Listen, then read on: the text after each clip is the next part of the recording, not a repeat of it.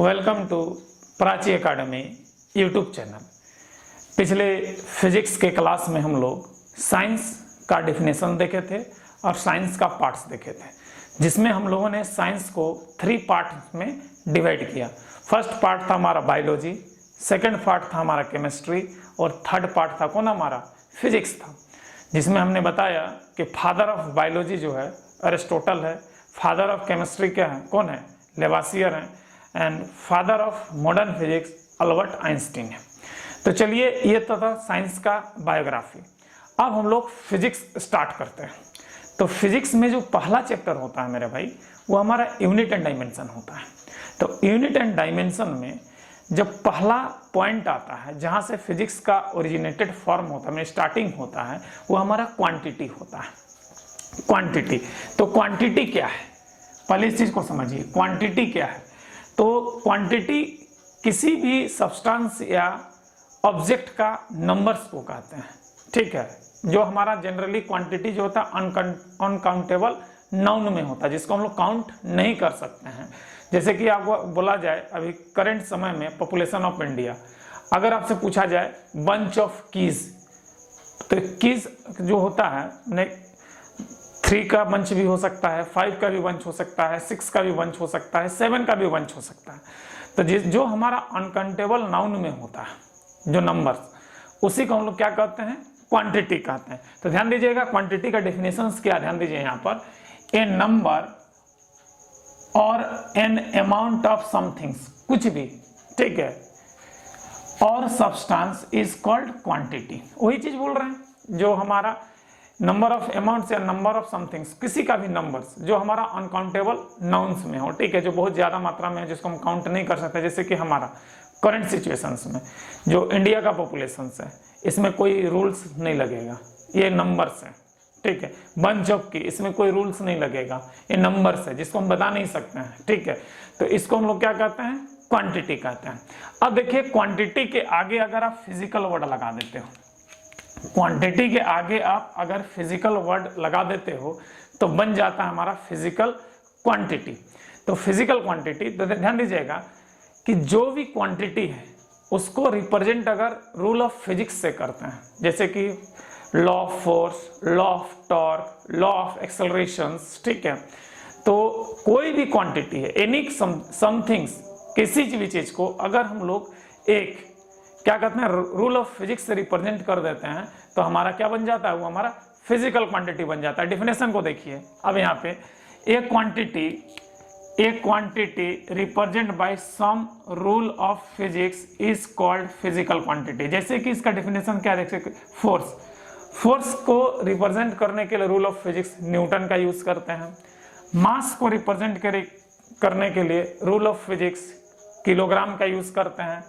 Torque को represent करने के लिए rule of physics newton metre का यूज करते हैं। इसका एक सेकंड डेफिनेशन भी हो सकता है, a physical quantity is a physical property of material और system that can be quantified by measurement. माने कि हमारा जो फिजिकल क्वांटिटी है उसका एक प्रॉपर्टी होता है मटेरियल का, जिसको क्वांटिफाइड मतलब उसको एक पैकेट्स के रूप में हम लोग क्या कर सकते हैं, मेजरमेंट कर सकते हैं। इसी को हम लोग क्या कहते हैं, फिजिकल क्वांटिटी कहते हैं। अब फिजिकल क्वांटिटी को क्लासिफाइड हम लोग 2 मेथड से करते हैं। फिजिकल क्वांटिटी को क्लासिफाइड 2 मेथड से करते हैं। फर्स्ट है हमारा on the base of unit, on the base of unit, और सेकंड पार्ट जो है on the base of nature. ध्यान दीजिएगा अभी आपको जो पढ़ाएंगे हम on the base of unit पढ़ाएंगे, on the base of nature आपको हम नहीं पढ़ाएंगे, क्योंकि on the base of nature ये एक सेकंड चैप्टर होता है जिसको हम लोग स्केलर एंड वेक्टर कहते हैं, फिजिक्स एंड मैथमेटिक्स कहते हैं, ठीक है। तो फिजिक्स का मैथ्स में क्या रोल होता है, चाहे स्केलर एंड वेक्टर, वो पार्ट हमारा क्या होता है, on the base of nature की बात होती है। तो चलिए हम लोग फर्स्ट पार्ट देखते हैं, on the base of unit. तो on the base of unit physical quantity are 3 types. On the base of units physical quantity are 3 types. First हमारा होता है फंडामेंटल फिजिकल क्वांटिटी, जिसको हम लोग बेसिक फिजिकल क्वांटिटी या एलिमेंटल फिजिकल क्वांटिटी या independent physical quantity कहते हैं। 4 नाम है यहाँ पे दे दीजिएगा। Fundamental physical quantity, basic physical quantity, elemental physical quantity, और फोर्थ नाम इसका नाम नहीं लिखे हैं, वो हमारा इंडिपेंडेंट फिजिकल क्वांटिटी होता है। सेकंड नंबर होता है डेराइव फिजिकल क्वांटिटी, सेकंड हमारा क्या होता है डेराइव फिजिकल क्वांटिटी, और थर्ड होता है कॉम्प्लीमेंट्री और सप्लीमेंट्री फिजिकल क्वांटिटी। तो हमारा on the base of unit physical quantity को कितने भाग में डिवाइड किए, 3 पार्ट्स में डिवाइड किए। फर्स्ट हमारा फंडामेंटल है, सेकंड हमारा ड्राइव है, और थर्ड हमारा क्या है सप्लीमेंट्री या कॉम्प्लीमेंट्री फिजिकल क्वांटिटी है। तो फर्स्ट जो है हमारा फंडामेंटल फिजिकल क्वांटिटी, इसका स्टडी करते हैं। देखिए फर्स्ट हमारा फंडामेंटल फिजिकल क्वांटिटी। तो फंडामेंटल फिजिकल क्वांटिटी जो होता है ये अपने आप सेल्फ को डिफाइन करता है, ने सेल्फ डिफाइंड है, ये किसी और को हेल्प नहीं लेता है अपने आप को डिफाइन करने के लिए। जैसे कि जस्ट एक एग्जांपल देते हैं हमारे झारखंड सरकार में, ठीक है, जैसे कि झारखंड सरकार का अगर नेता का ही एग्जांपल लेते हैं, ठीक है, तो जैसे कि अभी हमारा झारखंड का करंट सीएम जो है हमारा, वो हमारा हेमंत सोरेन जी हैं, ठीक है। तो हेमंत सोरेन जी का नाम लेते ही उसको वो अपना उनका एक पर्सनल आइडेंटिटी हो जाता है कि chief minister of Jharkhand, chief minister of Jharkhand वो अपना पर्सनल टैग है। लेकिन उसका बेटा का अगर बात करें तो उसका बेटा चीफ मिनिस्टर ऑफ झारखंड के टैग से नहीं जी रहा, उसके बाप के टैग से जी रहा है। अगर वो कहीं भी जाता है, कोई शॉपिंग मॉल में जाता है, हेमंत सोरेन का बेटा चाहे हेमंत सोरेन की वाइफ, तो ये कहते हैं कि हम हेमंत सोरेन का क्या है वाइफ या बेटा है, सन है, तब उसको सब कोई जानता है कि he is the relation of CM. लेकिन हेमंत सोरेन का खुद का आइडेंटिटी है, वो अपने आप को खुद डिफाइन कर रहा है।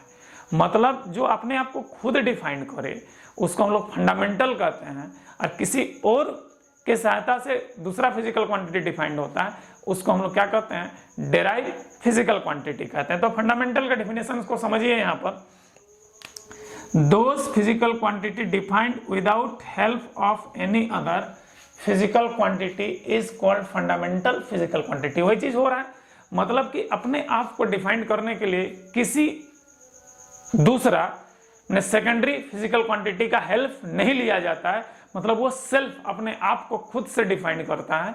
इसको हम लोग क्या कहते हैं फंडामेंटल फिजिकल क्वांटिटी कहते हैं। अब ध्यान दीजिएगा यहाँ पर, ठीक है, that is fundamental physical quantities are also called independent physical quantity. मैंने यहाँ पर इंडिपेंडेंट नहीं लिखा था, मतलब ये किसी पे डिपेंड नहीं है, ये सेल्फ डिफाइंड है।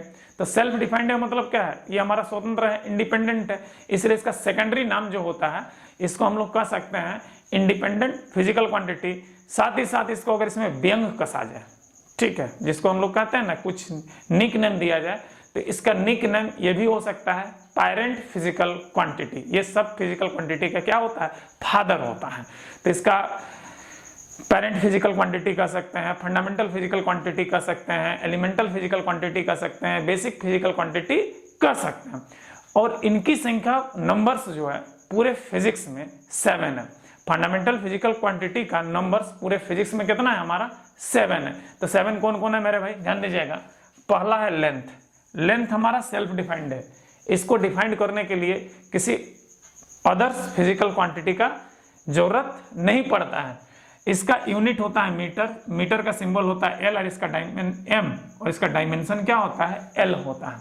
सेकंड होता है हमारा मास, मास को भी डिफाइन करने के लिए किसी अदर फिजिकल क्वांटिटी का जरूरत नहीं पड़ता है। लेकिन वेट, ध्यान दीजिएगा, WEIGHT वेट, वेट जो होता है ये हमारा फंडामेंटल फिजिकल क्वांटिटी नहीं है, क्योंकि वेट इक्वल्स टू होता है mg। इसको डिफाइन करने के लिए एक्सेलरेशंस का जरूरत पड़ता है, ठीक है। तो वेट हमारा फंडामेंटल फिजिकल क्वांटिटी नहीं होता है। तो mass and weight both are different things. यहाँ पर हमने मास कहा, वेट नहीं कहा, गलती से भी वेट मत लिख दीजिएगा। यहाँ पर वेट हमारा डेराइव फिजिकल क्वांटिटी में चला जाता है, क्योंकि इसमें मोर देन 2 फिजिकल क्वांटिटी का यूजेज है। मास का है, वेलोसिटी का है, लेंथ का है और टाइम का है। वेट में मास, लेंथ और टाइम 3 फंडामेंटल फिजिकल क्वांटिटी के हेल्प से ये डिफाइंड होता है। इसलिए जो वेट होगा इसको हम लोग फंडामेंटल फिजिकल क्वांटिटी नहीं कह सकते हैं, ये हमारा डेराइव फिजिकल क्वांटिटी होगा। क्लियर है। तो यहाँ पर वेट नहीं कहना है, क्या कहना है मास कहना है। ये खुद को अपने आप को डिफाइन करता है जो हमारा किलोग्राम होता है। यहाँ पे एक चीज आप लोग का करेक्शन है, बता दे रहा हूँ। जैसे कि आपने 10th में पढ़ा है meaning of 1 metre, meaning of 1 kilogram. तो मीनिंग ऑफ 1 किलोग्राम में थोड़ा सा करेक्शन है, इसलिए आपको मैं बता देना चाहता हूँ यहाँ पे। ये तो आप पढ़ चुके हैं मीनिंग ऑफ 1 मीटर, अगर नहीं पढ़े तो कमेंट जरूर कीजिएगा। इस जैसे कि meaning of 1 metre, meaning of 1 kilogram, meaning of 1 second, meaning of 1 ampere, meaning of 1 kelvin, meaning of 1 candela, meaning of 1 mole. अगर आप लोग 10th या 9th में नहीं पढ़े होंगे तो बोलिएगा कमेंट्स में, मैं आपका इसको नेक्स्ट वीडियो में डिस्कस कर दूंगा। लेकिन ये एक्चुअली में 9-10 में पढ़ाया जाता है, तो मैं इसीलिए इस चीज़ का मीनिंग ऑफ 1 एम्पियर हो गया, मीनिंग ऑफ 1 किलोग्राम हो गया, मीनिंग ऑफ 1 मीटर हो गया, मीनिंग ऑफ 1 कैंडेला हो गया, ठीक है। इस सब का डिफिनेशन आपको मैं नहीं बता रहा हूँ, ठीक है। लेकिन एक करेक्शन है यहाँ पर, जैसे कि हमारा जो है मीनिंग ऑफ किलोग्राम 1 किलोग्राम, इसमें आपको बोला जाता है कि सेवरिस में एक प्लेटिनम इरिडियम का सिलेंडर रखा गया है, जिसका मैंने कि एक एज्यूम वैल्यू होता है। उसी एज्यूम वैल्यू को हम लोग क्या कहते हैं, 1 kg कहते हैं, जो प्लेटिनम इरिडियम का सिलेंडर है। तो एक्चुअली में 2018 के दिसंबर में उसमें पाया गया, प्लेटिनम इरिडियम के सिलेंडर में पाया गया सम डस्ट पार्टिकल, जिसमें उसका मेजर जो होता है, मैंने कहा एक एज्यूम वैल्यू था, उसमें कुछ चेंजेस आ गया डस्ट पार्टिकल के कारण, जिसके कारण अब जो 1 kg का 1 किलोग्राम का डेफिनेशन प्लेटिनम इरिडियम सिलेंडर पर डिपेंड नहीं कर रहा है। अब इसका एक नया डिपेंडेंसी निकाला गया है, और वो नया डिपेंडेंसी हमारा प्लैंक कांस्टेंट। तो अब ध्यान दीजिएगा, यहाँ पर जो हमारा 1 किलोग्राम का जो डेफिनेशन है प्लेटिनम इरिडियम के सिलेंडर से बदल करके प्लैंक कांस्टेंट में चला गया है। तो अब जो है हमारा 1 किलोग्राम को डिफाइन करने के लिए हम लोग प्लैंक कांस्टेंट का यूज कर रहे हैं, प्लेटिनम इरिडियम का सिलेंडर यूज नहीं कर रहे जो हमारा सेवरिस में रखा हुआ है। तो ये करेक्शन हुआ है 2018 दिसंबर में। उसके बाद तो बहुत सारे बुक में इसका अपडेट नहीं है, तो यहाँ पर हम लोग 1 किलोग्राम का जो डिफिनेशन है उसका आपको मैंने अपडेट कर दिया, क्योंकि अब जो 1 kg का डिफिनेशन है वो प्लेटिनम इरिडियम के सिलेंडर पर बेस्ड नहीं है। अब हमारा ये डिफिनेशन किस पे बेस्ड है, प्लैंक कांस्टेंट पे बेस्ड है। अब ध्यान दीजिएगा, इसका जो सिंबल होता है kg, इसका डायमेंशन क्या होता है, हमारा m होता है। उसके बाद आता है मेरे भाई टाइम, इसका यूनिट होता है सेकंड, सिंबल होता है s, और डायमेंशन क्या होता है हमारा t होता है। फोर्थ क्वांटिटी हमारा इलेक्ट्रिक करंट, इसका यूनिट होता है एम्पियर, सिंबल होता है a, डायमेंशन I और a दोनों होता है, लेकिन ज्यादातर I यूज होता है, a बहुत कम बुक में देखने मिलता है, लेकिन कुछ मॉडर्न बुक में आजकल a भी देखने को मिल रहा है। उसके बाद फिर टेम्परेचर होता है। 5th नंबर का फिजिकल क्वांटिटी क्या होता है हमारा, थर्मोडायनामिक्स टेम्परेचर होता है, जिसका यूनिट केल्विन होता है, सिंबल k होता है, और थीटा और k से रिप्रेजेंट करते हैं, जो डायमेंशन हमारा थीटा से लिखते हैं, k से नहीं लिखते हैं। उसके बाद 6th नंबर का जो फिजिकल क्वांटिटी होता है लुमिनस इंटेंसिटी होता है, जिसका यूनिट हमारा कैंडेला होता है, सिंबल CD होता है, डायमेंशन भी हमारा क्या होता है, CD होता है। और 7th नंबर का जो फिजिकल क्वांटिटी होता है, जो फंडामेंटल फिजिकल क्वांटिटी, वो हमारा अमाउंट ऑफ सब्सटेंस, यूनिट होता है मोल, MOLE, इसका सिंबल होता है MOL, और डायमेंशन भी होता है हमारा MOL। अब ध्यान दीजिएगा, एक होता है लुमिनस इंटेंसिटी और एक होता है लुमिनस फ्लक्स या लुमिनस पावर। तो ध्यान दीजिएगा, लुमिनस इंटेंसिटी का जो यूनिट होता है हमारा कैंडेला होता है, लेकिन लुमिनस फ्लक्स का यूनिट लुइमेन होता है, जिसको LM, इसको कैंडेला स्टेरेडियन, ठीक है, स्टेरेडियन होता है हमारा SR। और लुमिनस पावर जो 1 CP stand for 1 candle power equals to होता है 1.02 कैंडेला। ये डेटा को याद कर लीजिएगा, ये डेटा को याद कर लीजिएगा, 1 candle power equals to 1.02 candle. तो ये हमारा candle power 1 CP equals to 1.02 candela, ये हमारा लुमिनस फ्लक्स या लुमिनस पावर का यूनिट है, ठीक है। तो यहाँ पर ये दोनों को मैच नहीं कर दीजिएगा, बहुत बार कंफ्यूजन ही होता है लुमिनस इंटेंसिटी और लुमिनस फ्लक्स। तो लुमिनस इंटेंसिटी का जो यूनिट होता है वो हमारा क्या आता है, लुमिनस इंटेंसिटी का यूनिट क्या होता है हमारा कैंडेला होता है, लुमिनस फ्लक्स का क्या होता है हमारा लुइमेन होता है। चलिए हम लोग देखते हैं डेराइव फिजिकल क्वांटिटी। तो डेराइव फिजिकल क्वांटिटी का जो डेफिनेशन है वो इस प्रकार है, those physical quantity defined with the help of any other physical quantity or fundamental physical quantity is called derived physical quantity। इसका मतलब ये भाई मेरे भाई कि वैसा फिजिकल क्वांटिटी जिसको डिफाइन करने के लिए हमको फंडामेंटल का हेल्प लेना पड़ता है। तो इसका एग्जांपल आपको दिए थे हम, ठीक है, कि जैसे कि हेमंत सोरेन है, तो उसका बेटा है, इसका उसकी वाइफ को, उसका सन है उसका वाइफ को डिफाइन करने के लिए किसका टैग यूज कर रहे हैं? अपने फादर का टैग यूज कर रहे हैं, चाहे अपना हस्बैंड का टैग यूज कर रहे हैं। वो अगर उसकी वाइफ है तो अपना हस्बैंड का टैग यूज कर रहे हैं, उसका अगर बेटा है तो अपना फादर का टैग यूज कर रहा है, और अपने आप को डिफाइन कर रहा है कि नहीं हम झारखंड के सीएम का वाइफ या सन है। तो ये जो दोनों आदमी जो टैग यूज कर रहा है, ये दोनों आदमी हमारा क्या डेराइव पर्सन होगा। क्या होगा? हमारा डेराइव पर्सन, क्योंकि हमारा वो हेमंत सोरेन को लेकर के अपने आप को डिफाइन कर रहा है, डेराइव हो रहा है, मतलब ये दोनों क्या कहलाएगा? Derive person. तो इसको अगर फिजिक्स के भाषा में कहा जाए तो इसको हम लोग डिपेंडेंट फिजिकल क्वांटिटी भी कह सकते हैं। मतलब derive physical quantity is also called dependent physical quantity.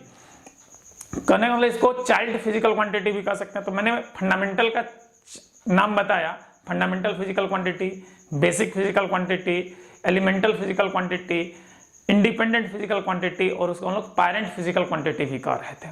तो डेराइव में यहाँ पर क्या होगा? डेराइव फिजिकल क्वांटिटी का दूसरा नाम क्या होगा? डिपेंडेंट फिजिकल क्वांटिटी, और क्या नाम हो सकता है? Child physical quantity. और ये जो फिजिकल क्वांटिटी है इसको रिप्रेजेंट किया जाता है यूनिट से। तो अगर हमारा फंडामेंटल फिजिकल क्वांटिटी है और उसको जिस यूनिट से रिप्रेजेंट करते हैं उस यूनिट को हम लोग क्या कहेंगे? फंडामेंटल यूनिट्स कहते हैं। तो मतलब यहाँ का अगर फंडामेंटल का डिफिनेशन आपसे पूछा जाए तो दो फंडामेंटल यूनिट्स का, तो those physical fundamental physical quantity represent by unit, this unit is called fundamental units.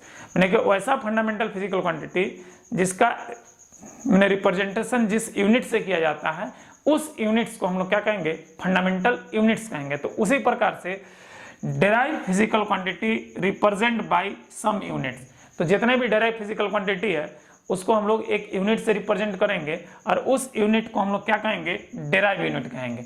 मतलब यहाँ पे क्लियर हो गया कि हमारा फंडामेंटल यूनिट्स कितना होगा? 7 होगा, जो पिछला लिस्ट में देखे थे, क्योंकि फंडामेंटल क्वांटिटी हमारा क्या था? 7 था, और 7 का एक यूनिक यूनिट है। तो ये 7 यूनिक यूनिट जो है ये क्या कहलाएगा? फंडामेंटल यूनिट्स कहलाएगा। लेकिन डेराइव फिजिकल क्वांटिटी में इसका नंबर्स बहुत ज्यादा है, many of numbers of derive physical quantity, ठीक है। तो इसका मेनी यूनिट्स होगा, जैसे कि फोर्स का डेराइव यूनिट्स क्या होगा? न्यूटन होगा। उसी से हमारा क्या होगा? वेलोसिटी का मीटर पर सेकेंड होगा। स्पीड मीटर पर सेकंड होगा। वेलोसिटी और स्पीड दोनों अलग अलग चीज है, क्योंकि वेलोसिटी हमारा वेक्टर हो जाता है, स्पीड हमारा क्या होता है? स्केलर होता है, on the base of nature. तो इसको हम लोग देखेंगे अगला क्लास में, ठीक है। जब ये चैप्टर खत्म हो जाएगा तो हमारा फिजिक्स एंड मैथमेटिक्स या स्केलर एंड वेक्टर जो सेकंड चैप्टर है उसमें हम लोग इसका डिटेल से स्टडी करेंगे। अब ध्यान दीजिएगा यहाँ पर, ठीक है। तो हमारा डेराइव फिजिकल क्वांटिटी है, इनका बहुत ज्यादा नंबर्स है, बहुत ज्यादा मात्रा में ये हमारा प्रेजेंट है। जैसे कि हमारे जस्ट एग्जांपल लेते हैं, फोर्स है, वेलोसिटी है, स्पीड है, टॉर्क है, मोमेंटम है, लीनियर मोमेंटम है, इंपल्स है, वर्क है, एनर्जी है, फ्लक्स है, तो बहुत सारा है। जितना नाम लेंगे उस 7 के बाद में, ठीक है, 7 फंडामेंटल के बाद में all physical quantities are derive physical quantity.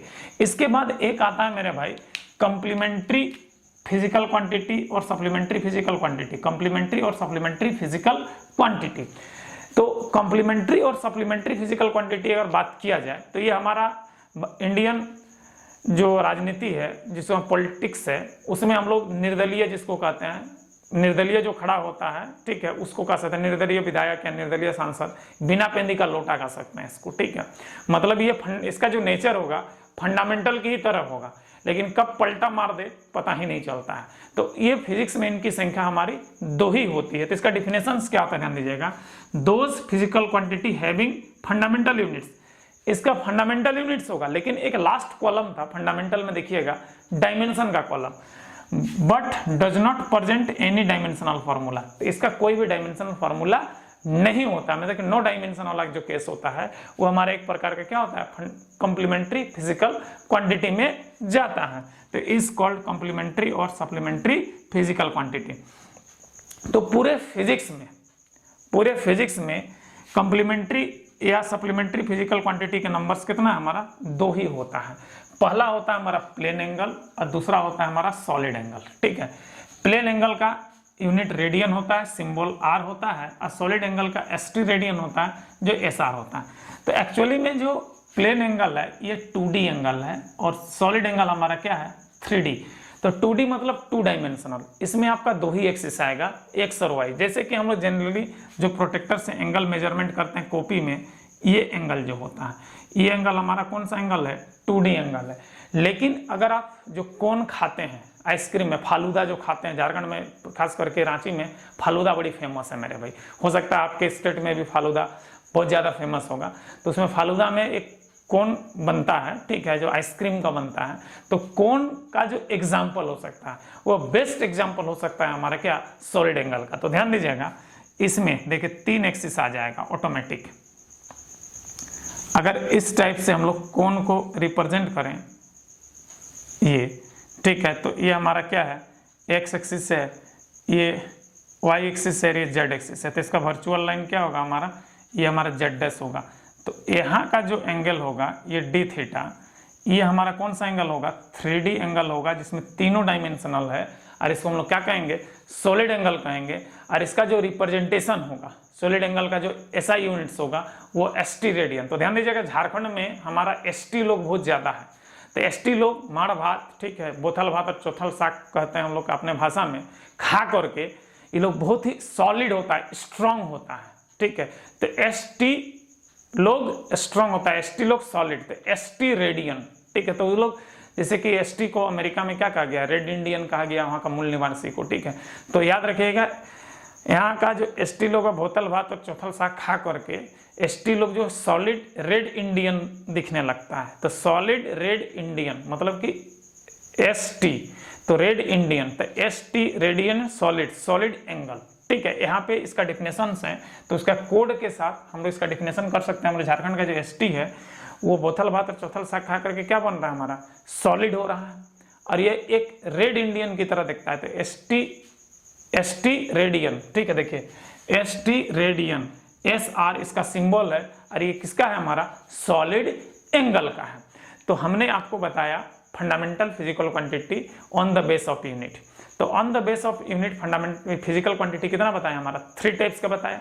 पहला बताया आपको फंडामेंटल फिजिकल क्वांटिटी, जिसका दूसरा नाम क्या है हमारा इंडिपेंडेंट फिजिकल क्वांटिटी, या बेसिक फिजिकल क्वांटिटी, या एलिमेंटल फिजिकल क्वांटिटी। और इस फिजिकल क्वांटिटी को रिप्रेजेंट करने के लिए जिस यूनिट का यूज किया जाता है वो यूनिट्स हमारा क्या कहलाएगा फंडामेंटल यूनिट्स कहलाएगा। उसका सेकंड नंबर पे आता है हमारा डेराइव फिजिकल क्वांटिटी।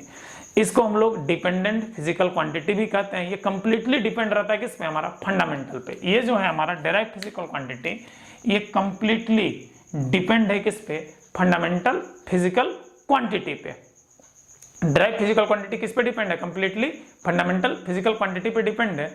और डेराइव फिजिकल क्वांटिटी को जिस यूनिट से रिप्रेजेंट किया जाता है उस यूनिट को डेराइव यूनिट्स कहते हैं। अब देखिए complementary physical quantity, complementary physical quantity होता है, इसका जो नेचर होता है ये फंडामेंटल फिजिकल क्वांटिटी की ही तरह होता है, लेकिन इसका जो फोर्थ कॉलम होता है फंडामेंटल में डायमेंशन का कॉलम, इसमें डायमेंशन का कॉलम रिप्रेजेंट नहीं रहता है, सिर्फ फंडामेंटल यूनिट्स होता है हैविंग नो डायमेंशन। और इस टाइप का फिजिकल क्वांटिटी हमारे पूरे फिजिक्स में दो है, एक हमारा प्लेन एंगल है और एक हमारा सॉलिड एंगल है। प्लेन एंगल हमारा 2D एंगल होता है और सॉलिड एंगल हमारा क्या होता है 3D एंगल होता है। ठीक है, अब देखिए इसमें तो हम लोग जो कॉम्प्लीमेंट्री या सप्लीमेंट्री एंगल्स की बात कर रहे हैं, ये हमारा जो है दो क्या है थर्ड फिजिकल क्वांटिटी के अंदर में आता है। तो याद रखिएगा फंडामेंटल का 7 क्वांटिटी और कॉम्प्लीमेंट्री और सप्लीमेंट्री का 2 क्वांटिटी, तो 7 + 2 कितना होता है 9 क्वांटिटी। और इसी 9 फिजिकल क्वांटिटी में पूरा फिजिक्स का टोटल इक्वेशन चलता है। भले आपको वो इक्वेशन बहुत ही कॉम्प्लिकेटेड दिखाई दे, लेकिन इस 9 पैरामीटर के अलावे 10th पैरामीटर नहीं रहता है, याद रखिएगा। कौन कौन फंडामेंटल का 7 और कॉम्प्लीमेंट्री का 2, इसके अलावा कोई भी पैरामीटर आपको फिजिक्स का इक्वेशन में दिखाई नहीं देगा, चाहे वो कितना बड़ा से बड़ा इक्वेशन हो। अब ध्यान दीजिएगा, एक छोटा सा पॉइंट आपको मैं बता देना चाहता हूं, जैसे कि अभी क्या एवेंजर्स एक मूवी आई थी जो हमारा 3D था, ठीक है 3D मूवी थी। तो जितना भी 3D मूवी होता है उसमें एक आपको एक ग्लास दिया जाता है, स्पेक्टिकल दिया जाता है, चश्मा दिया जाता है। उस चश्मा में 2 कलर होता है, जिसमें एक रेड कलर का ग्लास लगा रहता है और एक ब्लू कलर का ग्लास लगा रहता है, जिससे उस चश्मा को पहनने से ऐसा लगता है कि जो हमारा स्क्रीन पे जो कंटेंट चल रहा है वो मेरे आसपास घूम रहा है, ऐसा फील होता है। तो उसमें जो रेड कलर का ग्लास होता है, जैसे कि रेड कलर का जो ग्लास होता है हमारा जो 3D मूवी देखने के लिए यूज़ करते हैं, उसमें हमारा नाइट्रोसेलुलोज का बना होता है, और ब्लू कलर का जो ग्लास होता है हमारा हर्पेथाइट्स का बना होता है। तो इस चीज़ को याद कर लीजिएगा, क्योंकि हम लोग यहाँ पे 3D का जिक्र हुआ है, किसमें, सॉलिड एंगल में। तो ये था मेरे भाई फंडामेंटल ने फिजिकल क्वांटिटी के बारे में डिटेल जानकारी। अगला क्लास में हमने यहाँ पर एक टर्म यूज़ किया कि any physical quantity represent by some symbols that is called units. जैसे कि फंडामेंटल फिजिकल क्वांटिटी को रिप्रेजेंट करने के लिए एक यूनिट का यूज़ कर रहे थे, जिसको हम लोग फंडामेंटल यूनिट्स कहते हैं, ठीक है। और डेराइव को मेजरमेंट करने के लिए एक